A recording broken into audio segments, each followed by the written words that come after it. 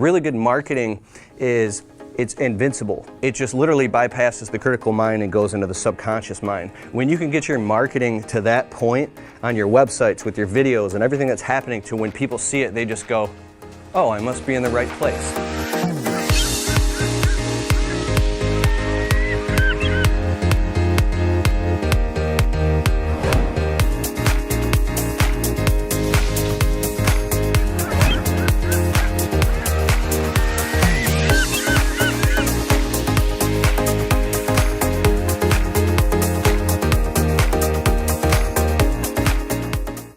I just want to tell you a story. It was 2015 and I woke up in the middle of the night at 3 a.m. like literally sweating and having a panic attack. I was dripping in sweat and I was really paranoid because I realized that my videos had hit 100,000 views a month online on YouTube.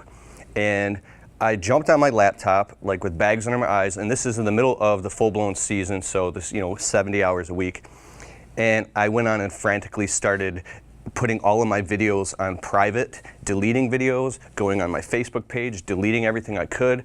And in a type of panic attack like this, you realize that if you want to like uninstall your Facebook or delete the account, it's really actually hard to do. It'll keep reactivating it over time. And then you start thinking about like, oh my God, like everything I'm doing, the government's looking at me. You can go through these massive paranoia, almost like schizophrenia, and start thinking, I've opened up a Pandora's box and I've permanently destroyed my reputation. People are going to think everything about me from, I'm the biggest douche in the world to I'm completely unprofessional. All of these type of things will that have come into our head since childhood from different sources, or even seeing our parents afraid or shying away from being on camera. This has instilled kind of a file in the back of our subconscious minds that, oh my God, maybe I shouldn't be on camera because I'll look bad. And we create meaning out of that. So this all came out of me at once I hit that tipping point of 100,000 views. But mostly it was because I realized that my entire YouTube channel was a massive liability. I had like 100 videos of me on my customers' properties, their street signs, their addresses, their license plates, their backyards. And I'm like, oh my God, oh my God. And I got on the phone with a friend who's a fellow YouTuber at that time who was getting even more views than I. And I called him up at 3 in the morning. We had this like panic attack together. He's like, oh my God, what if like Mrs. Jones' nephew sends the video to her and says, you got to see this. And it's a video with 50,000 views. And the lady's like, that's my kid's swing set. That's my barbecue grill. Like, they would freak out and get on the phone with their attorney. And next thing you know, you get a cease and desist letter, or you're in maybe in a courtroom. You don't know what people have, possibly what they're into, what's in their basements, what their past is like, or how paranoid they might be. So all this came up at once. And so I started frantically deleting the videos, and I realized that I couldn't do it myself, and I had to drop about $1,000 and hire a virtual assistant to go on YouTube for, I don't know, it took 2 weeks straight, and go through and manually watch every video and scrub out, blur out, cut out every address, every street sign, any personal information about clients. And that type of fear drove me into creating media release forms, being fully transparent about filming on customers' properties, figuring out what the laws are of media. What is the 12-foot rule? Like if you're filming, if somebody's 12 feet or farther behind you, they're just background people. If they're closer than 12 feet, you need their permission, at least verbally. If they're actually part of the film, then in the rules of media, we're in a gray area, but you need a written consent, a media release form, okay? Unless it's like this is a media production, it's okay, you know what I'm doing. But just, I'm talking about the public, right? I learned that if you're filming on someone's property, what can Google Maps see? Well, now it can see everything with Google Earth, but it's the rule, what can you see from the street view? If you go into their backyard, now you're on their private property with a camera, and that's technically against media law. So I became very transparent with the client. I learned a lot of these laws, and I started coming up with scripts and ways that I could ask my clients if it's okay to film on their properties. So 30% of all my videos and all the content or more was gone within a 2-week period. And I started self-correcting and course correcting. And in that time, it was 2015. I had just enough money to save up for the winter. The spring was coming, and I realized I couldn't afford a lawsuit. I couldn't afford any of that at that time. So I think that those type of fears get you involved and doing things on the more up and up. So we created the media release forms. I started telling the clients, I said, Mrs. Jones, please check this box if you do not want us to do any filming for maybe our Facebook page, for advertising. In this whole new world of online media and social media marketing, it's becoming more and more popular that service business owners, whether you know it or not, are going to be maybe taking pictures of your property. So, and some of the customers, to my surprise, were like, absolutely not. We're attorneys, we're lawyers, like we might put people in jail or something, but they didn't want that. And I was glad I started becoming transparent because I learned. Now we've enrolled the digital media release form directly, and I explain it to all the clients. And if we don't film on their property, because we don't do it on every property, maybe once a week now, they'll ask, what is this? What is all this verbiage, and why sign here? I say, oh, that's just if we do marketing and media advertising for our business, but we didn't do any of that here. So they go, okay. So, but that was a huge learning lesson. I want to refer, because I get really, really passionate about this. One second. So that's what I learned, and I want to show that to you guys today. If you're concerned about that at all, then you should definitely look into that. And get a media release form and be very transparent about it, because there's absolutely a new way. There's a whole new thing that's happening, and it's been happening for years now.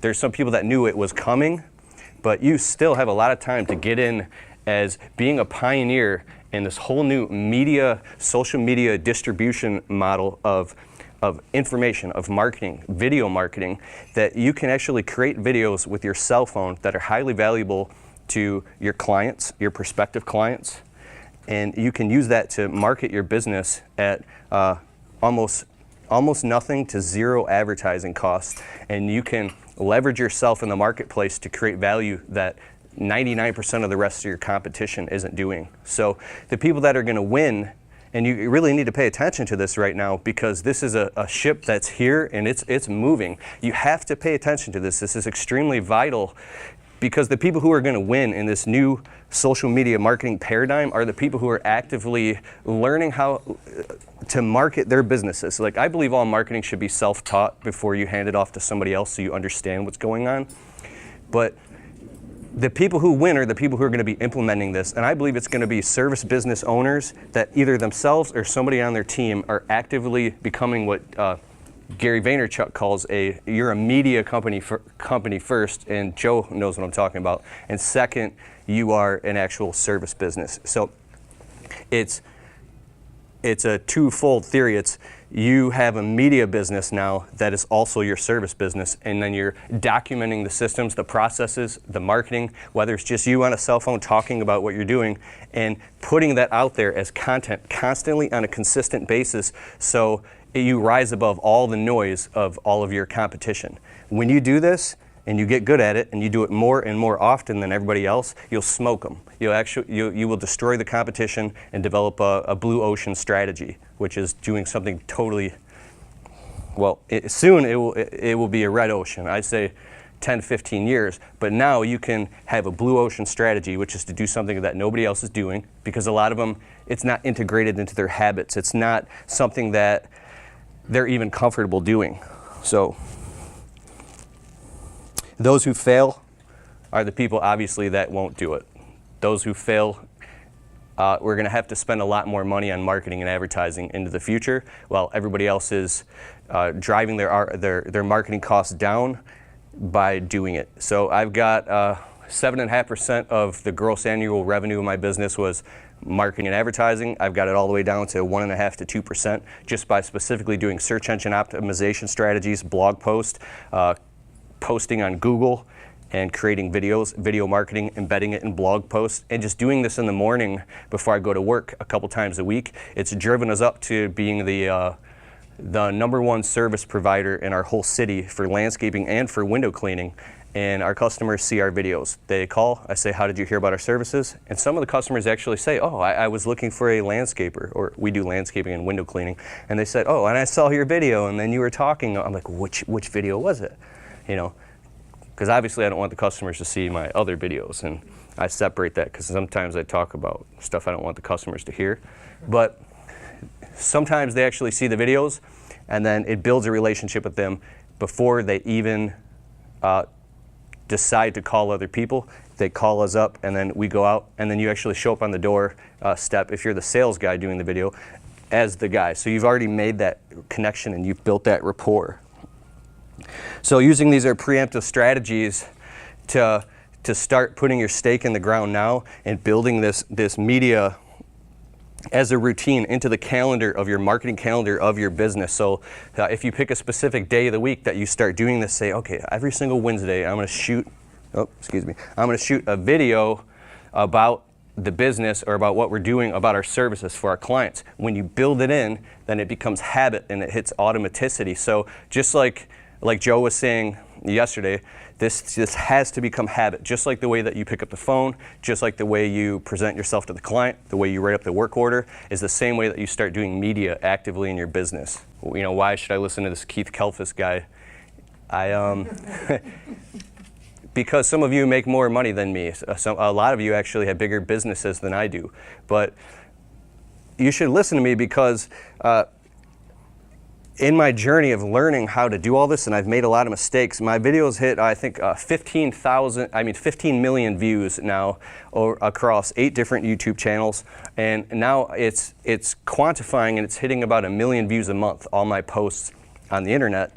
And I've learned a ton of stuff, and it's also created 9 different streams of passive income on the digital media side just by posting, by being sponsored by different tool companies, by writing and publishing books and information products, and especially YouTube. YouTube pays me money.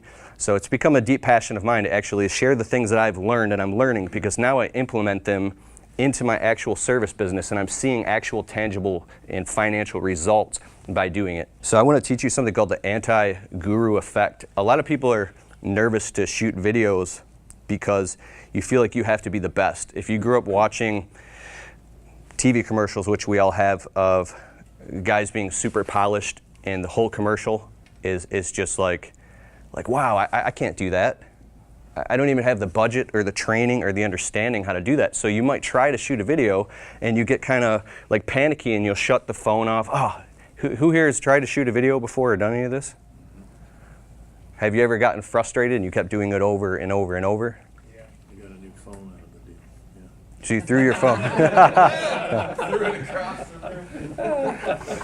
So Well put. the anti-guru effect, it actually works for you in your favor because you don't have to be the expert. Here's an example of the anti-guru effect. If, let's just say, God forbid, you're going through a bankruptcy and you're looking online for information about how to deal with a bankruptcy. And in one video you pull up, it's a guy who's in a 3-piece suit, he's an attorney, and he's giving you advice about bankruptcy and bankruptcy law. Call his number and hire him. So you go to the next video, and then there's a guy who's like literally just coming out the back end of his bankruptcy, and he's saying, guys, my name's Joe. I went through a bankruptcy. I went through hell. I'm coming out the back end of it, and it was really, really painful. But here's some amazing things I learned. Like, it wasn't as expensive as I thought, and I was able to find this loophole. And if a guy's talking like that on a video, you might tune right in and listen to what he's saying, because he's a guy who's actually going through the journey and through the process. So he's relieved of having to be some type of guru or having to be some super polished guy, because now he's just being authentic and genuine. And I really believe if you make videos and create content that positions yourself as a service provider who actually genuinely cares, instead of trying to be some type of guru, you're literally just trying to serve your client and talk to them and give them just qualified, credible information about how you can serve them. And you can say, and we're not perfect in the video, but we've learned a lot of things in our 8 years in this, and we learned specifically if we clean the carpet like this, or we maintain the property like this, we can get this awesome result that's drastically different than everybody else. So, has anybody ever seen Billy Mays with the Kaboom cleaner commercials back in the day? Yeah. So how did I learn all this video marketing and search engine optimization strategies, aside from being obsessed and running around with the camera since I was a kid? In 2011, when I started my business, we had an eviction notice on the door. My wife and I were up all night stressing out over money issues. I'd left a dead-end job. and was still stuck in the 9-to-5 mindset. I didn't know anything about marketing or advertising, didn't have any money to invest in it, and all I knew is that it cost a bunch of money. So I drove deep and quick, going to Amazon, used books, going to the bookstore, looking on YouTube, trying to find as many low-cost and no-cost ways to market and advertise your business as possible. Has anybody else ever done that? Okay, so, and I started learning that with the internet and internet marketing, there's something called search engine optimization. You can do very specific things to rise yourself to the top of the search engines to get on page 1 of Google. Has anybody here ever had companies call them claiming they can get you on page 1 of Google and trying to, does anybody pay for it? No. Nobody pays for it? That's interesting to me. Nobody pays for what? Nobody signs up for their service? Yeah, are there any services that call you that specifically, But that you do sign up with? I hired a guy, but So you hired somebody in-house. yeah, but I pay a lot of money for SEO. So you pay a company to do it? Yeah. And do they give you results? It's okay. It's all right. And how much you pay a month for it? Like $500 a month. Okay. Yeah. so I'm $850, but I get another little. He does the video stuff too. But I think that's a good deal. Because now with, print media and advertising still works, but with internet marketing, you can bring it in-house. You can start out by doing it yourself and then eventually hire somebody else to do it. But you can do it a couple hours a week by learning how to create blog posts, which say 3 common mistakes homeowners make when hiring a carpet cleaning company for the first time. Or doing something to position your company as an expert in your industry by creating an article that's tagged locally to your local service area, your target demographic, about a case study story about a client who got their carpet was trashed and dirty with before and after pictures of the result that you got them. When I talked about Billy Mays and results in advance, if you do this and you create videos, let's say you create 5 before and after videos specifically of, like you're literally on a property, you're pointing the camera at the carpet, you're showing the carpet filthy with grape juice stains, and you clean it, it's clean. Or you take a video montage, you create of before and after pictures of dirty and clean carpet, and you create these videos. Once you get one that's really good and it communicates the message well of the before and after effect to your client, you can literally take that video and embed it inside of your website and then turn it into a blog post. And then when you send that to your customers, now you're showing them results in advance. Have you ever gotten frustrated and you say, damn it, I wish I had a cloning machine? Yeah. So I was obsessed with that fact, and I realized even though you can't personally clone your own physical body to do labor, you can actually use video to clone yourself and build relationships with people on autopilot all over your local demographic, your city, your country, or even all over the world. So if you think of it in terms as a cloning machine and leverage, and that other people are doing that and they're catching on to that, to me it's an emergency to start doing this, because now the leveraged, the quantified efforts of what's happening is you'll be left in the dust if you don't do that. So imagine if you had videos online, locally tagged to you, on your YouTube channel to your city, and also on your website, and sending them out in the email marketing campaigns to your clients. But these videos are you selling to your clients and building relationships with them. It's literally a cloning machine, because now where you're out actually working, or you're on the wand, or you're answering the phone, or you're doing other things, you have all these videos that are actually selling and building relationships with all of your customers literally on autopilot. So you've cloned yourself in a sense. And this is absolutely fascinating to me, because you can bring them down a line and build an entire relationship with them to the point to now they're just ready to buy and buy from you now. You've walked them down the buying process from maybe potentially being cold all the way to warm to hot and ready to buy now. And you actually didn't have to physically be there or on the phone with them and walk them through that process, because it's being done through videos. So if you do that and you do it consistently, anybody here familiar with funnels or funnel marketing, click funnels? Yeah. Okay, so that's how you're driving people through the funnel and bringing them to the point where you're only dealing with people who are ready to buy right now. If you can warm up that process faster and use video marketing to do that, that's how it works. And if you do it and do it more often than anybody else, you absolutely will dominate. I want you to create a YouTube channel and start making at least 1 video per week. about your service business. You selling to the client as much as saying, hi, I'm Joe with Joe's Carpet Cleaning, and we're literally cleaning carpets right now. And if you need anything, put the number on the screen, click the link in the description below, go to our website and schedule your carpet cleaning now. To another video, which is results in advance, creating videos of the before and after of the finished product for your customers. And then also case study videos of you talking to your clients and telling them a story about another client who had success with your company. Oh, we had a client named Mrs. Jones, and it was crazy. We went in the house and it was just covered with stains all over the place, and we were there an extra hour, but we have this special solution and we were able to completely clean it and make it amazing. And here's a picture, and put it right on the video. If you do that and you do enough videos and you get to the point where you get some really good ones, you can actually embed that on your website and send that to your customers. You can take those videos and you can actually put them on your YouTube, your Facebook page, so you can syndicate the content, which I mean is you can take a video for YouTube and upload the same exact video to Facebook, and if you get a good one that has engagement, you can boost that with ads to your local service area, and now your customers will actually start to see these videos. So when they're scrolling on their timeline and on their feed, your company will pop up with a button to click to book you right now, okay?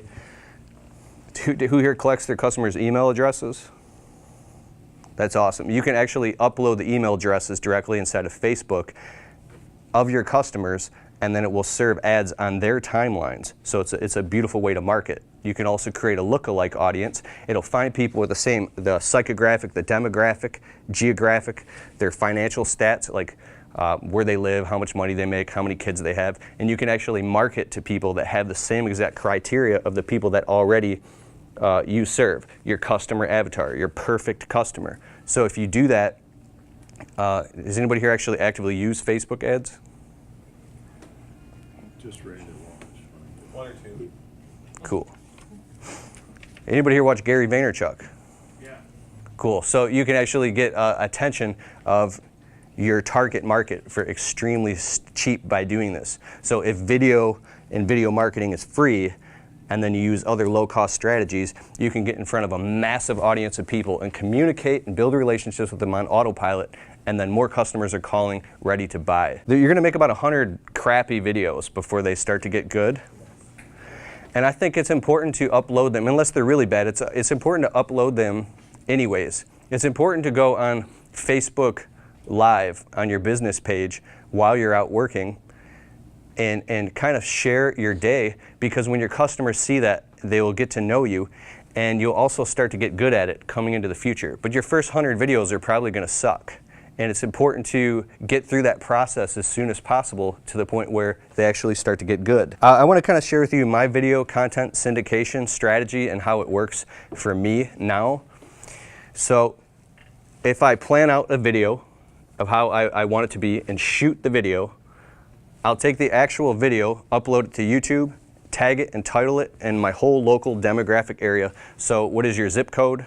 Like carpet cleaners near me. If I do window cleaners in Shelby Township, 48044, I tag and title everything with the website in the video, then upload it to Facebook, okay? In my media business, I take that video and I send it to, I actually have a video editor in Russia, so all the videos that I shoot, I just send all the footage to him on Dropbox, and then he edits all the videos, and then it's done. So I have another virtual assistant in the Philippines who takes the video and embeds it in a blog post, transcribes everything I said, reformats it, and turns it into a blog post with a link that goes back to my website. Then I have another virtual assistant in the States that she takes the videos and extracts the audio from it, edits it, and turns it into a podcast and uploads it to 8 different podcast platforms, including iTunes, SoundCloud, Spreaker, all that. And then I have another virtual assistant who's answering the comments and moderating and doing reputation management as well. So you can have an entire team of people working for you, syndicating all this content for as little as, I don't know, $10 an hour all over the world. Does anybody here ever use Upwork.com? What? You do? What do you do on Upwork? Back when I was contracting, I worked on Upwork. You I worked on Upwork when I was contracting back in the day. Oh, so you were actually a freelancer. Yeah, I was a freelancer. So that's very cool. So Is this like Fiverr? it's like Fiverr, but it's a more professional, higher qualified version of Fiverr. And I've used Fiverr too. If you want to do what I'm doing, talking about very cheaply, and you want to hire people to help you market your business, it's fiverr.com. I got sick of Fiverr. I started using Upwork.com. It was Elance and Odesk, and they kind of merged and created Upwork. So you can go and hire extremely professional people that charge you up to $200 an hour to write the copy on your website. So when customers read it, they literally, it makes perfect sense to them, and it converts, and it makes sense. They want to buy now. I have an event happening in 3 weeks. And I'm thinking about pulling the trigger and just dropping a few $100 and hiring an amazing copywriter to reformat and fix the copy on the website so it makes a lot more sense to people. I believe it's absolutely worth it because it's a system. You talk about system and systems thinking. The marketing is a system in itself. If you can get all this syndication happening and get it so it's very fluid, because really good marketing it's invincible. You don't know what's happening. It just literally bypasses the critical mind and goes into the subconscious mind. When you can get your marketing to that point on your websites with your videos and everything that's happening to when people see it, they just go, oh, I must be in the right place. It becomes the obvious choice. Like they don't want to go anywhere else. Because now when they've landed on your website or they've seen your video, this feeling comes through them of trust and they go, oh, I'm in the right place because it looks official. If you can get that or hire people to help you get that for very cheap on, say, something like Upwork.com, you can use that as marketing leverage to dominate your competition. So, and a lot of this it's kind of walk a mile, see a mile, and when you've done it so much, you look back and it makes perfect sense, and you don't want to do anything else. I do want you guys to actually start a YouTube channel. If you have a Gmail account, download the YouTube app and literally start shooting videos on properties. Say I'm going to do this every single Wednesday. I was going to give you guys a 30-day challenge to say you have to make a video literally every single day, even if it's only 30 seconds long. But that's kind of hard to do when you first get started. But at least once a week, I want you to make a video and upload that thing. Don't be worried about looking stupid because nobody's going to watch it anyways. A week will go by and it'll have like 2 views. And it would be like you and your mom. Yeah. So the really cool thing about it is nobody sees the videos anyways. So Let's do it. 4-week challenge, 1 video a week. I'm up for it. Everybody up for Yeah, that? Absolutely. That would be That's incredible. doable. That's extremely doable. Yeah. And like I said, the Billy Mays method, the results in advance, you can literally just make a video. We're on this job, we're cleaning this carpet. I'm Joe with Joe's Carpet Cleaning. This is what we're doing. Look, before and after. If you need anything done, click the link in the description below, and then practice going in the tags and the titles, the description inside of YouTube, and, put your website links, all your social media pages for your business, your phone number, everything, so they can easily just get to you and pick up the number. Pick up the phone and call you. If you do that and you do it enough, it'll start to populate and percolate in the search engines. I can get into white hat and black hat SEO. It's a long, like 20-hour topic. But if you do that and do it enough, it'll start to populate in the search engines, and it's just one more modality, one more thing that customers can find you easier and faster and get to you so they can pick up the phone and hire you. So when you post that to YouTube or Facebook and your numbers on there and your website's on there, it is that's a modality, what you're talking about there. It's repopulating, and so every time it's just one more tick mark. If you don't have the phone number or web page on that, it's not going to count. Oh, so it sounds like, and we are totally going into Q&A mode now. Like okay. I've just literally condensed all that down in a half an hour.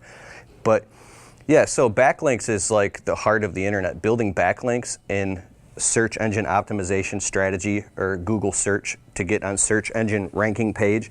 The backlinks that you build, which is the https://www.yourwebsite.com. When you have that, your social media profiles, you're taking trusted authority sites. If your site is If it's a secure domain, it's authorized if you're paying for SSL security, and then you also have that your website embedded. This is kind of hard to explain. I hope you guys can follow me. If you embed your website URL and you put it inside of Facebook, which is an authority site, you put it inside of LinkedIn, you put it everywhere, then it links back and it creates a huge interconnecting spider web that everything's leading back to your website. The more times you put your link in YouTube videos, you put it on Facebook, you put it all over the place, and people do it also, is you can get somebody to share your stuff, is the more authority that it gives your website. And then when it does that enough times over about a year, Google will index it. When it indexes, it will start to build momentum and raise it up the search engines. There's something called keyword density, but putting the keywords over and over in everything that you do that are similar to the keywords that your customers would type in when they're looking for your service. So if you're matching those keywords and you're creating content with a specific type of keywords, like if you read a blog post article about carpet cleaning, and they're all the things that you're mentioning it, if you look at it through the kind of the X-ray eyes of somebody who understands SEO, you're like, wow, this is a keyword-rich blog post that is very well written. And when you do that enough, you will gravitate and you'll move up the search engines, and you'll get to page 1 of Google. You can do it within a year. So, questions? Any questions? I'm dying to hear more about the books that you wrote. Like, did you write those and self-publish, or did you go? How did that work? The book thing is, you hear a lot of people when you're growing up. A lot of people run their mouth and say that, "Oh, I'm writing a book," or "I'm going to write a book," Right. And I felt the same way. Well, I was like, "Well, screw that! I'm actually going to write a book." So, in 2016, I leased an office space. I mean, it was 2015. Time flies. And I knew that I needed to lease that space to write a book because I couldn't do it at home. I had dogs and cats jumping all over me, and my wife asked me, what's for dinner? And so I would eat dinner with her, and then I would go lock myself in that office till 5, 6, 7, 8, 9 in the morning. And I wrote a book and self-published it on Amazon's Create Space. And then I kind of took some best-selling books and I modeled the designs that were converting the most, and then I created all my own. I taught myself how to use Photoshop and edited the book like 6 times down, and then I sent it off for samples. It was like a 4-month process. When the book came back and it was right, it was good, then I published it and I hit the gas on it and started promoting it, and it probably sold that book must have sold 3,000 copies. It was called How to Start a Landscaping Business Right Now with No Startup Money. So then I also created a studio with a booth, and I spoke the whole book and uploaded it to audible.com. So it's for sale on Audible now as well. And then, so it's an ebook, it's a paperback book, and it's an audio book. So all 3 of those, I created a video course about how to start a landscaping business. So that's an information product. So it's an entire package that people buy. It's the window cleaning blueprint. It's called How to Make $500 a Day Cleaning Windows. So same thing. This book was a little bit better than the previous book because I was learning, but I locked myself in my office for another 2 weeks and just typed my ass off until I was literally sleeping on the floor in my office. And I published that, a bunch of people complaining because there was misspellings and stuff, and I had edited that 6 times as well. And so I had to actually hire, it was a YouTube fan. In exchange for coaching, he went through and edited and formatted the entire book and made it gorgeous, and that one sold another 3,000 copies. So I think I made $70,000 off the 2 books and the audiobooks, and they sell on autopilot just constantly, even right now. So I get royalty checks from Amazon.com, from Audible.com, and from all these different income sources.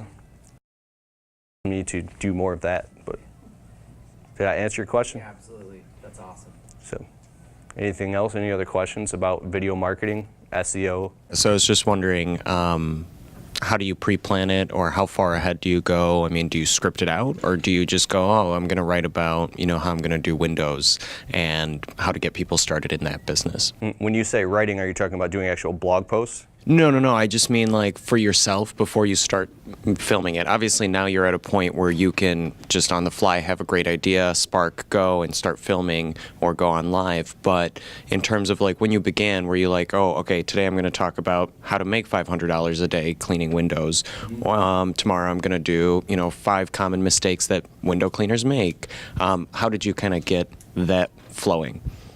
So in the beginning, everything was off the cuff, and it was, I used to say there's masculine and there's feminine. Masculine is structure and energy, I'm speaking. Feminine is just flow.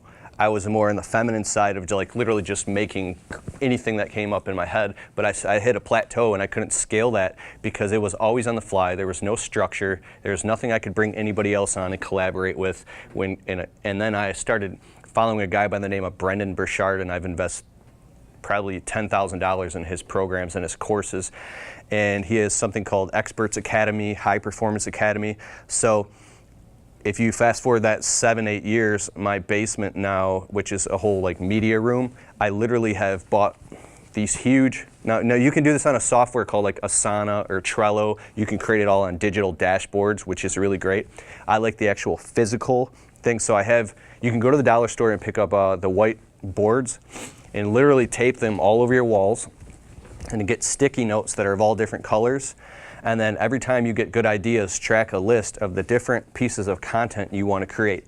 So sit down once a year and create a content marketing calendar and break it up into quarters, break it up into months, and break it up into seasons based on what's going on in your industry and what you want to talk about.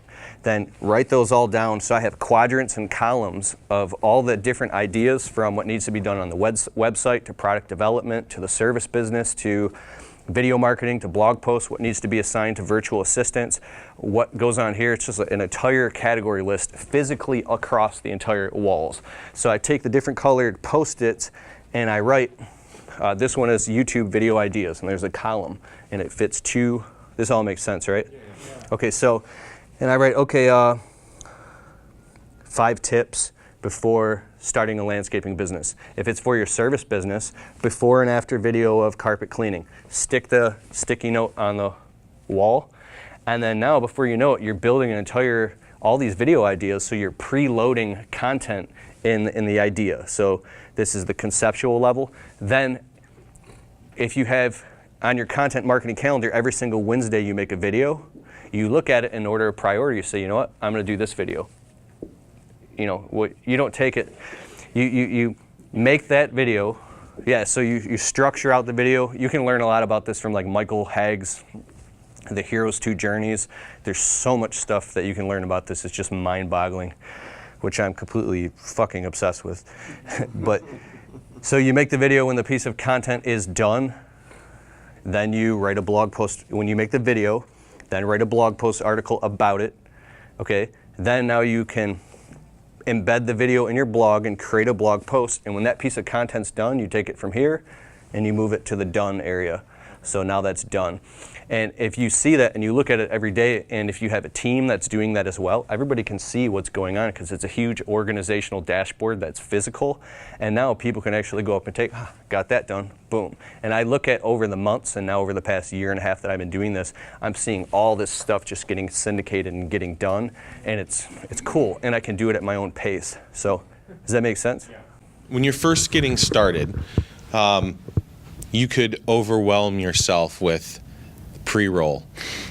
It's like if you're, I don't know if you play in the rap game, right? If you freestyle, like that's a perpetual loop I see most people get caught in. Just that pre-start. I'm gonna. So I think the best way to break the barriers, number one, forget about production quality. Your first year of video making is going to blow. Eat that. Like, just know that. And that might be a little bit of some of the thing that some people think is charming. That starts to build the affinity. That then starts to provide you with the feedback over what do people really want to see. YouTube has some great analytics as far as like when people are dropping off. You can use those to then make sure that you're doing the things that keep people engaged. You're not going to know going in. I'm a big fan of state right? State is how things that exist right now in this second. We are evolutionary beings. You will not be the same person when you leave here today that you were when you showed up yesterday, right? We are constantly evolving. So going into it going, I need to make a thing that has, because you said lackluster, and I'm like, awesome, just keep doing it. The luster comes from the polish, right? And so continuing that over time. So just forget about production quality. As long as the audio is decent and you can hear, and the video isn't blurry, then people are going to consume it. Like, you guys don't even understand what's going on Snapchat and freaking like all of these, Vimeo, and like there's I'm sure Keith and I are old school. We're behind the times. There's stuff that like 12-year-olds and 13-year-olds are using on the regular in scale by the millions, right? Those types of, and it's just really crappy selfie type. And we say crappy, the quality of an iPhone or an Android is amazing. Point number 2 is don't produce, at least not for a good 6 months. Document. It's a big mental shift. It's not like, oh, what are we gonna do? No, like you see people following Keith and I around, we're just documenting what's going on. If you have enough of that material, you can find the 2-minute nugget that will get people's attention and keep your clients engaged. That is a different skill set, and it takes time, right? Because these poor guys got to go through, 16 hours of roll at least, and then over and over and over and over. And like every time they're refining and clipping out like the boring crap, right? So that's really what it comes down to, distilling via a documentation process as opposed to pre-production, planning, and then creation. You're not going to make a music video on your first shoot. Wait a year, give yourself time before you do that. I want to add to what he's saying. An amazing marketer that I follow said you eventually get to the point where you're just telling the truth. And if you think about that, it's instead of like high production quality, you're just documenting the truth. And now because people are so used to seeing that and they like the authentic rawness, if they see something that's overproduced, it might have the opposite effect where they're turned off. I grew up around media guys. Quentin's one of my best friends, and guys who shoot video and have owned media companies and wedding photography video companies. And a friend a couple years ago, we did a project where we locked ourselves in the office for 2 days straight, 14 hours a day, and we just filmed this whole thing, right? And it took him like 6 months to edit it and get it all down, and he finally gave it to me after 6 months because he's a professional video editor, my friend. And I looked at it and I was like, dude, that was like 6 months ago. I made like 600 videos since then that have just reached hundreds of thousands of people, literally. And I looked at the production quality of the video. It was so good, and the whole thing was a big flop. I have a video when we were in LA. What is that Rodeo Drive? Yeah, I'm on Rodeo Drive. We do this motivational video. Actually, I hired you, and he came and he like filmed me crying on the floor, and I was telling this whole dynamic story about the struggle. The production quality was really, really good for what it was, and the video got like 6,000 views. So the very next day, I sit on my porch and I make a video talking about, I don't know, tips of starting a landscaping business, and it gets like 12,000 views in half the time. I'm like, whoa, what is going on here? So I think that putting out consistent content that is just authentic and extremely relevant to what's going on into your market, in your marketplace, and has a high relevancy score, will just cut through all the noise and all the bullshit and through the mix. If you do that enough and you keep creating videos, it will catch on in your local market, because I send the videos to my customers if they have a question about the process of how we clean their windows. I send them a video. It's me standing in a house that I got the customer's permission. I say, hi, I'm Keith with Kalfas Window Cleaning, and today I'm going to show you how we're different than other companies and how we actually clean the windows. Like, we don't just skip over this. Come on. And I have, like, I'll open up the window and I'll show them how we're scrubbing out the tracks, and I'm, smiling with fucking bags under my eyes. And I want to reshoot that video because it's like, I'm actually like, but anyways, I send it to the customer, and now they can actually see the process of what's going on if they're like an OCD type clean freak customer. So there's all types of things you can do like that to just pitch all these things at your customer that they can just watch on their tablet and get it. Any other questions? I was wondering if you could talk about opportunities that have come to you because of the audience that you have, and maybe even opportunities that you've turned down that, you know, that you didn't take up, like the sponsorships and partnerships, and just maybe kind of talk about what was becoming available at a certain level of audience and then maybe now what's available to you now. That's a really good question, and I've thought about this for a long time. Okay, so there's this thing that happens in your mind when you hit like 10,000 subscribers and people start kind of like walking up to you and noticing you at the mall or honking at you at red lights. And you start this little like thing that wants to be a celebrity when you're like a kid or whatever and you watch TV. You start like bullshitting yourself and thinking that you're somebody and you're trying to like live up to this thing. And it goes like this. And then you realize that doesn't even make any sense because there's people who have millions of followers on the internet. And it's usually only got 10,000 subscribers. And then you start becoming, and I'm getting exactly to what you're saying, but this ties into it.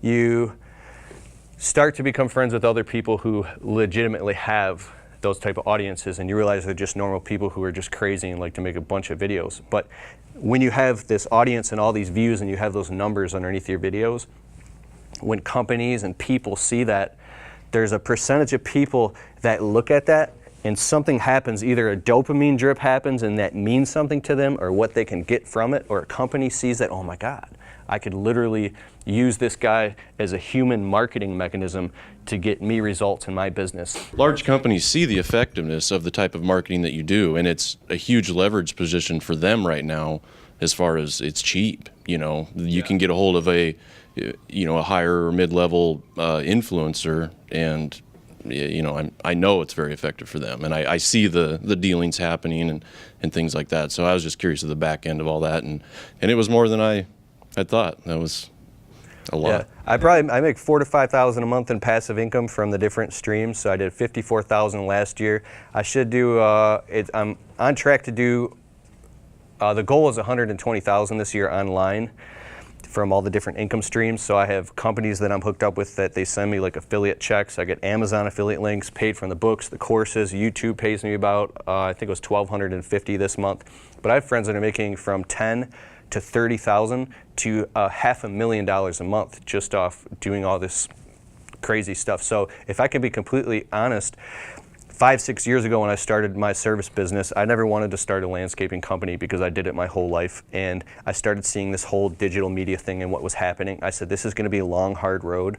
But if I start digging and getting this flowing now, 5 years ago, and I put my whole heart and soul in it, I kept my wife and I trapped living in a piece of shit 1-bedroom apartment for 4 years. It was bad. We had neighbors that were like crackheads. My brand new Nike shoes got stolen off my doorstep. And luckily nothing bad ever happened, but so I started building both businesses at the same time, and after years, I went $90,000 in the hole building the YouTube channel. So it's finally starting to pay off to where now I'm in the green. But and then also my credibility is only like this. I haven't grown $1 million business. So nobody that has a business that is larger than mine, not nobody, is going to necessarily take business advice from me by watching my videos because it only goes so far. So that's where I'm stuck, and I'm actually ripped in half right now. But I give you this whole long answer, but No, it's great. I just wanted to share that perspective. What about relationships? Have you, because of your audience, because of your following, because of you being exposed to people come to you that you've made relationships with that help you in life that otherwise you never would have made? Yeah, so I get access to all the top industry leaders. I literally I have all their phone numbers and I can call them and sit on the phone with them for an hour and get the highest level of life-changing advice all the time, just because I have an audience, and sometimes it feels like it's not even fair. There's one leader specifically that, there's something called a Dream 100 list. If you make a list of all the top people that you would love to be around and start going down and strategically building relationships with them over time on a timeline, eventually you're going to be having coffee with these people. You might even become best friends with these people. If you strategically figure out in advance who you want to be around, you can change your environment and change your life specifically. Well, there's a few internet marketers that I'm on their Dream 100 list, and I'm not even aware that these people are strategically becoming friends with me, hopefully genuinely, so they can just get to my audience. But the byproduct of that is invaluable friendships that have changed my life. So, Joshua Latimer, the Automate, Grow, Sell guy. In 2016, my marriage was falling apart because I was working over 90 hours a week. I became really cold. I was like in war mode, and I wasn't paying attention to my marriage. And my wife, I came home, she was like standing in the driveway crying. She wanted to go back to her mom's house. She wanted to like straight up divorce me because, it just kind of blindsided me because I had the big excuse, like, what are you talking about? I'm doing this so we can, make it. And it was kind of all bullshit. I got on the phone with Joshua Latimer. This guy's married. He's got 5 kids. He's a Christian. We prayed together. And he coached me and literally helped. I don't think I would ever get a divorce. It just really helped repair that process and rekindle the love between my wife and I. And it's stuck permanently, and our marriage has been amazing since then. And just because of the YouTube channel, I've had access to that guy, and I can call him anytime, and he'll coach me through something like that, but sorry, I'm like super vulnerable right now. Yeah, that's okay. So, And just dovetailing on that, the very reason Keith is here, because I'm trying to help him in his journey, become that speaker, and kind of, I want him to build up his landscaping business a little bit more before he fully winds off of that. But, it's his vulnerability that people are drawn to, and for me, again, helping people build, unlikely business owners build businesses. I want to see Keith succeed in the speaker circuit, because I think, unlike anybody else, he brings that genuineness that everybody can relate to, because we've all either been there or headed there. Sure. Oh, Quentin, thanks. So to start your media, you've got to have a topic to talk about. So yours was landscaping. So at what point, like kind of what Joe just mentioned, do you leave that service business aside to pursue that, but still have an audience that views you as credible because you have the experience of what knowledge they want to gain?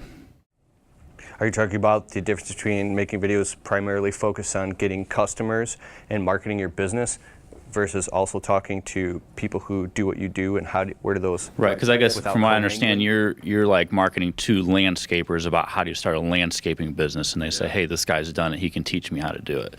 So at what point are you say, hey, I'm going to be done with the landscape and just focus on that because you've got enough credibility to show that you know what you're doing? Well, for you, I mean, where do you see your future going? As when would you leave the landscaping and just be able to pursue that full time? Oh, okay, so my first brand is the Landscaping Employee Trap. It's a whole YouTube channel with a product line, and it's an entire, it created a movement that people say changed landscaping as a career, of the ideas and concept to get into it. It was like, this is what they're saying, people say about it. But the entire thing was actually a huge beta test. It's been a 5-6 year long beta test. I wrote it all down, and I planned, I'm gonna start this thing called the Landscaping Employee Trap. It's going to become the #1. When you type in the word landscaping on the word YouTube, in 48 months, 24 months, my name is gonna be the #1 name in the world synonymous with the word landscaping. So I made that happen, and then in the process on the back end of learning how to do all that as a huge petri dish experiment, by that time, I will understand how to actually do this, and then move on to what I really want to do, which is coaching and consulting and help people get out of the entire 9-to-5 trap and the suffering of being stuck as a victim in a dead-end way. So, which I'm doing now. So, to get out of it, at what point would I get out of it? When my passive income far exceeds that to the point where it doesn't even make sense to have a service business anymore. But so at that point, you're doing more marketing and coaching on helping other people do the same thing as opposed to like just the landscape coaching. Yeah, so going meta means to, I like going meta means, and it's a huge, I took this course by Eben Pagan. He's one of the top marketers in the world. It's called Accelerate. And they have this entire session about going meta. If you take water and you put it in a bottle, it's kind of going meta. 5 minutes. Okay. And then you take that and you put it into a 6-pack. And then you take that water and you put it into a case. And then you take that case and you put it onto a pallet. And then you take all those pallets and you put it onto a truck. The more you step back is you can now teach people how to do what you've done, but you can teach people how to teach other people to do what you've done, and you can keep stepping back infinitum. So now I coach and I consult other internet marketers in our industry, and they actually pay me to teach them how to implement internet marketing strategies into their businesses. And one company I can't say because it's confidential, I coached them over an 8-week period, and I watched their ROI just go like straight up. They went from making like a couple grand a month to 30 grand a month within, it was like 8 weeks. It was insane. So I flew out, I met with them, and I was doing Skype calls with them, and it was like, I was like, wow, I have this talent to teach people how to do marketing. It's kind of like you can look at the fishbowl of your business and you can't see it, but you can look at it someone else's and see it crystal clear. So I think that's kind of the future for me, is developing an entire packages for people where I fly out with Quentin and we shoot all their sales and marketing videos. And it's like, you know, X amount of dollars, and literally just lift up their whole company as far as marketing. Awesome, cool. Hope that answered the question. One more question and we're done. Anything else? Yeah, I do. Oh, he's got one, and then. Mine will be quick, I promise. In terms of editing, do you do editing on the go, or do you use like a desktop program like Adobe Premiere? This is a good question. I have all those programs, but Power Director Studio or iMovie Maker on your iPhone, I can go to an event. I take my micro SD chip inside of a SD adapter from my camera to my drone to my GoPro, whatever. I take the chip out, put it in my phone, and I edit on Power Director, so I can go sit in the corner of a live event and have a fully edited professional video with music and everything and titles up on YouTube Live before anybody has even left the event and had a chance to go home and edit their videos like any other video maker. So I'm just crushing everybody because I do it directly on my cell phone. 90% of all videos are done directly on the mobile device. I actually have like 3 phones and a tablet.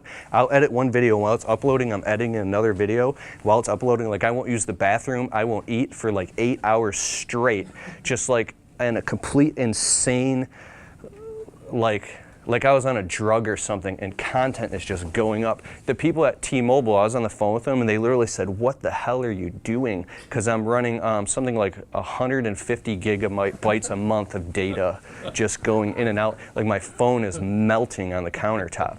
That's awesome. So the last question? Okay, you got a last question?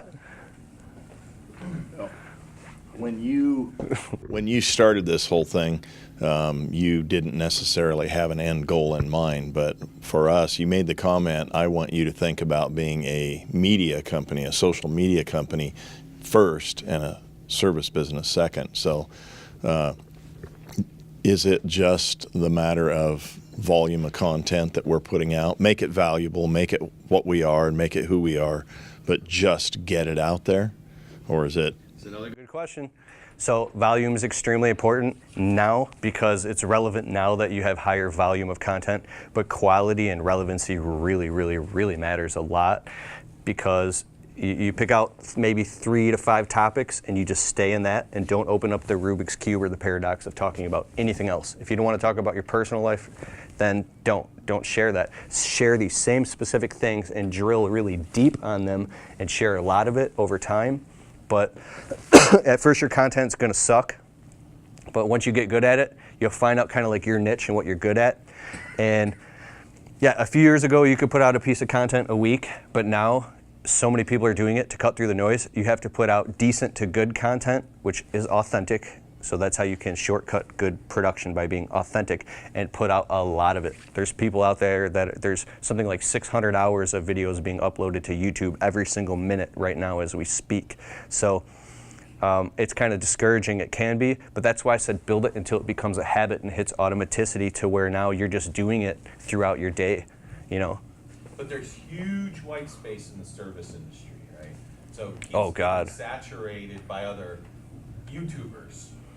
But as far as like content creation, even one a week that you then distribute, YouTube, Facebook, meme it, clip it down under 60 seconds, put it on Instagram. Like, Yeah. your distribution game is good. You can take a single recording and some rough video and, once a week pump out a bunch of different pieces of content.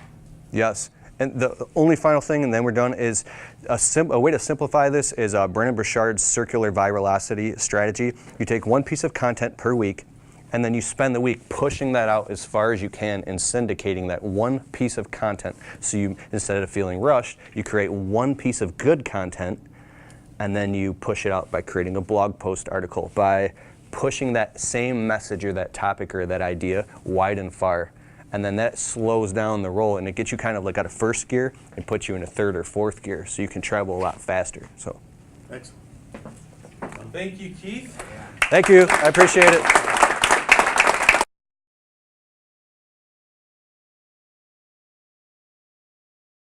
What's up? I'm Keith Kalfas, and I'm here with Joe Kowalski. He's the CEO of ServiceMonster.net, and it's a CRM that you can run your whole business off of. And I want to ask him a couple questions. We've been here for 2 days at his Grow Symposium in beautiful Bellingham, Washington State. It's gorgeous out here.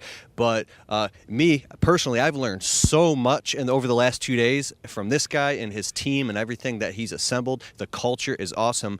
But specifically for you guys watching, I want to ask you, Joe, why is it so important to pay attention to implementing a CRM and this type of technology if you're a service business owner and tracking all this stuff? And then what does that look like going into the future and for all the people who do and don't do that? Does that make sense? Yeah, yeah. So it's interesting. Only about 35% of the industry, service industry, uses CRM of any kind. And so it's a massive competitive advantage because your bread and butter is going to be your repeat rate. Commercial work, that's obvious, it's built in, but residential work, working hard to get those clients in to only lose them on the backside, it's just a losing strategy. And so the difference between, let's say, a $200,000 business and $1 million business, honestly, is simply a 35 to 40% spread in your repeat rate. Because if you can build that repeat rate, that's going to compound your growth over time. And a CRM tool is going to help you do that. Now, Service Monster is a little more than just a CRM too, right? We have 3 pillars, like CRM or customer relation management is one, but we also have field service operations.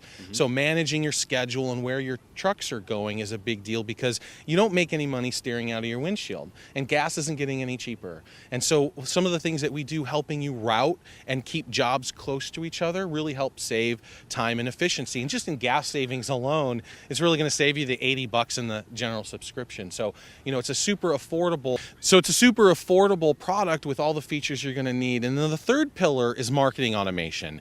Keeping in touch of your clients on a regular basis through automated, whether it's direct mail, whether it's email, or it's call campaigns or export campaigns with use for third-party vendors, like maybe phone blasts or things like that, right? Can I say something? So, Yeah. So your CRM, your software helps service business owners implement all this stuff, and it happens on autopilot while they're working either in the field, while they're on the truck or off the truck. It helps them automate a lot of these processes in their business. And so as this technology evolves, and I know you spoke a lot at the event today, how you're implementing all these cool new cutting edge things that people can take advantage of. But for the people that don't take advantage of this technology, what is it going to look like for them in the next 5 years? And why do they need to jump on this immediately? So the boomers kind of had a reprieve, right? The Gen Xers, there wasn't enough of us to kind of handle the succession required for the boomers' businesses. And the boomers don't really like change that much. That's why that 35% CRM adoption is so low, right? But now the millennials are coming up, and where the boomer would start a business, go to Target, buy a day planner, and start a business, the millennials don't go to Target. They pick up their phone, they go to the App Store, and they download. And so from day one, they're running on data. They're running on analytics. They're creating custom systematized processes. They're eating the boomers' lunch on automation as a default starting point of their business. And that's a scary proposition for those who aren't taking advantage of this technology to stay in front and keep their clients their clients. And what's going to happen is those relationships of their clients they're going to lose them, and they're going to build relationships with companies that are utilizing social media and CRM technology, and they're just going to be out in the cold. They're going to slowly lose their client base over time, and they won't really understand what's happening. Okay, and then one more thing. So, for guys watching, whether you decide to check out Joe's Service Monster or something else, I just want you to say why do they need to take action? Oh, we got some awesome birds over here. Can you give a couple points of why it's important to take action now, and maybe some of the things you experience from some of your users, because you work with a lot of service industry providers.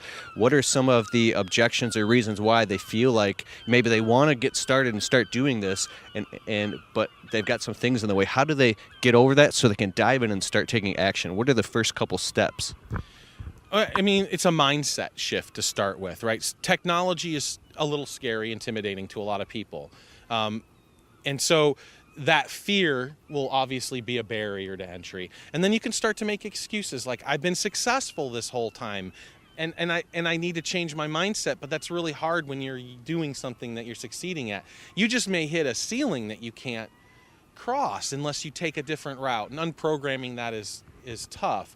So having a good CRM and moving forward with that quickly, sooner rather than later, will help you keep your clients, will help you systematize your business and grow. Like the number one complaint that we get all the time is, oh, I wish I would have done this so much sooner. Just because once you start actually doing it in your business, the light turns on like one piece at a time through each of the product's features and functions and the reporting, and you realize that, oh man, my life could have been so much easier, so much sooner. Cool. Awesome. Well, thanks so much. This has been an amazing time, and you're going to have another one next year. This You is thinking our about? First one, and the response has been phenomenal. Like, I don't think there's anyone here that wasn't blown away. So that's very encouraging. And I know that these guys are already talking about wanting to come back next year for accountability and kind of keeping each other in check. And so, yeah, I think that if I can convince the accounting department to cut loose the funds, because we broke even on this one. I wasn't looking to make any cash. I was just looking to provide value and give a target towards our new team to grow and gel and get the experience of a trade show without having to attend one. So we just focused on delivering as much value as we could possibly pour out of our faces. I think that we're pretty excited about doing one next year. And you and your team absolutely did provide a ton of value. And one of my big takeaways as being part of the symposium today was I could feel that Joe and his team really, really actually genuinely cares about the success of everybody involved, including me. So that was a huge takeaway. So thanks a lot, Joe. And thanks for coming to speak, man. Your presentation was amazing. Like, everybody there was like, you said all the things that I wanted to say, but I couldn't say it because I say them all the time. And having another person say this, and basically you outlined our entire game book, right? Okay. It was exactly what we do, and so that presentation really hit home for a lot of those guys. So thank you for being part of that. I'll put a link in the description below. Tell everybody about your Service Monster show and where they can find it. So they can go on YouTube. Right, and look up Service Monster, all one word.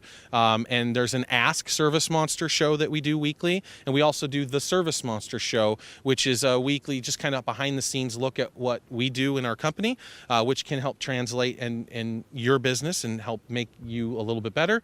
And then we do showcase our releases that we do about once every week. We release new product features and updates.